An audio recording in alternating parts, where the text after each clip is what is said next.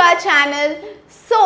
अभी ये frequently asked questions है मैम 11th में तो चिल किया, अब 12th में बेसिक से पढ़ाई कैसे शुरू करें। सबसे इंपॉर्टेंट बच्चों, सबसे important, I always say this कि आपका जो मई तो चला गया, मान लो अभी जून से लेके तो एटलीस्ट सितंबर तक, from June to September, this is the time बच्चों where you cover the backlog.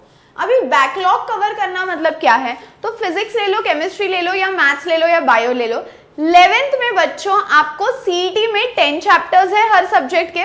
वो 10 चैप्टर्स जो है, these 10 chapters are very very important. Also ये 10 चैप्टर्स आपके 12th का बेसिक फॉर्म करते हैं। So what you can do is कि आप at least Monday to Friday state board के लिए पढ़ लो, और सैटरडे और संडे, स्टेट बोर्ड यानी आपका 12th भी आ गया उसमें और सीईटी भी आ गया, और सैटरडे और संडे का जो दिन है बच्चों, keep that for your 11th standard preparation. क्योंकि ये लॉजिक तो मैं बच्चों को सिंपल समझाती हूँ, आपको 10 क्वेश्चंस 11th पे आएंगे और 40 क्वेश्चंस 12th पे आएंगे, ठीक है, ये आएंगे 11th पे, ये आएंगे 12th पे।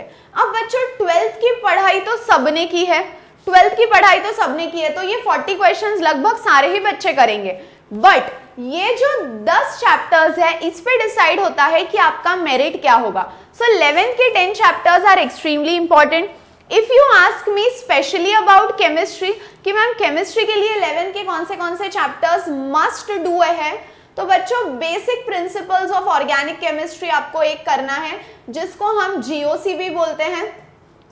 बेसिक प्रिंसिपल्स एक करना है। उसके बाद हाइड्रोकार्बन नाम का एक टॉपिक है जो आपको विदाउट फेल करना है। उसके बाद आता है स्ट्रक्चर ऑफ एटम, और उसके बाद केमिकल बॉन्डिंग, और एक और चैप्टर है मॉडर्न पीरियोडिक टेबल। बच्चों मॉडर्न पीरियोडिक टेबल सीईटी से ज्यादा आपको थ्योरी में क्यों यूजफुल है ये बताती हूँ, क्योंकि मॉडर्न पीरियोडिक टेबल एक ऐसा टॉपिक है जो आपके 11th और 12th का बेस है। ओके, सो 11th और 12th का बेस मैं क्यों बोल रही हूँ, क्योंकि इनऑर्गेनिक केमिस्ट्री में ना पीरियोडिक टेबल क्या है, पीरियोडिक टेबल में कैसे कैसे वेरिएशंस होते हैं, चेंजेस होते हैं, जब तक you do not know these things आप ये चीजों से डील नहीं कर सकते। सो 11th के basic principles of organic chemistry का वन शॉट देखो, नोट्स बनाओ, और फिर उसके एमसीक्यूज सॉल्व करो।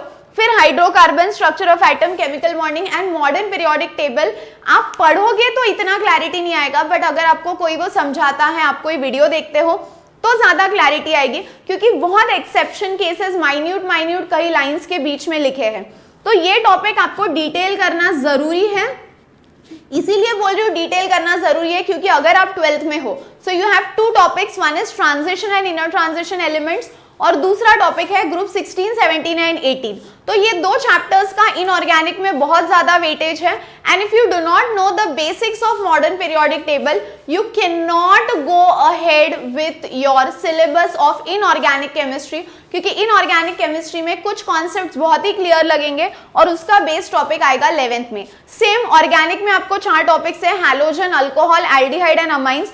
वो 4 ऑर्गेनिक समझने के लिए ऑर्गेनिक के ये 2 बेसिक्स आना बहुत जरूरी है, और ये करोगे तो ऐसा नहीं है मैम 11th तो हो गया वेस्ट जाएगा, ये आपको सीईटी में डेफिनेटली यूज आने वाला है। So do not forget to miss these chapters before starting your 12th standard syllabus. And that's all for today's videos. ऐसे ही मैं शॉर्ट वीडियोस बनाती रहूंगी जिससे आपको मदद हो, और मैं सारे चैप्टर्स के 11th प्लस 12th के वन शॉट भी डाल रही हूँ, प्लस सीईटी का भी सिलेबस डाल रही हूँ। Let me know which video do you want next. Good luck, पढ़ते रहो, खुश रहो, बाय बाय।